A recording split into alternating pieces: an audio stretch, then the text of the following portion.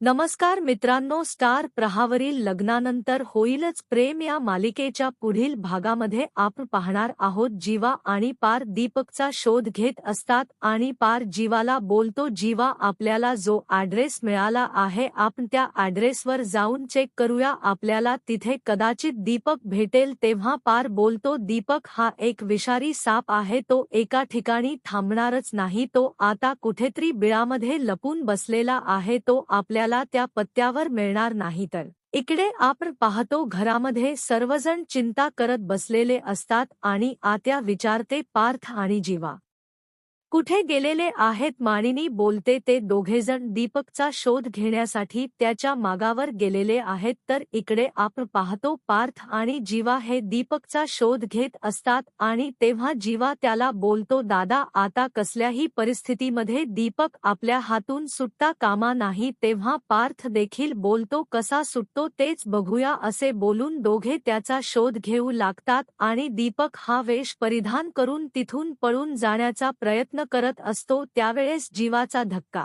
त्याला लागतो आणि जीवक दीपकला थांबवतो. तर इकडे आपण पाहतो वसुंधरा ही मान्यनीला आणि घरातील सर्वांना बोलते, तुम्ही आणि जीवाला पार्थला दीपकच्या मागावर कशासाठी लावले आहे. तो दीपक हा अतिशय डेंजर माणूस आहे, तो कुठल्याही धराला जाऊ शकतो, त्यापासून आपण सावध राहायला हवे. तेव्हा काव्याला वसुंधरावर संशय येतो आणि ती बोलते, परंतु दीपक बद्दल तुम्हाला हे कसे काय माहीत. तेव्हा वसुंधराची बोलती बंद होते. तर तिला काव्या व घरातील माणसांना काय उत्तर द्यावे हे समजत नाही. तेव्हा घरातील सर्वजणे वसुंधराकडे संशयाने पाहू लागतात. पुढील येणाऱ्या भागामध्ये जीवा आणि पार्थ हे दीपकला पकडून पोलिसाच्या ताब्यात देऊ शकतील का, हे पाहणं अतिशय रंजक ठरणार आहे.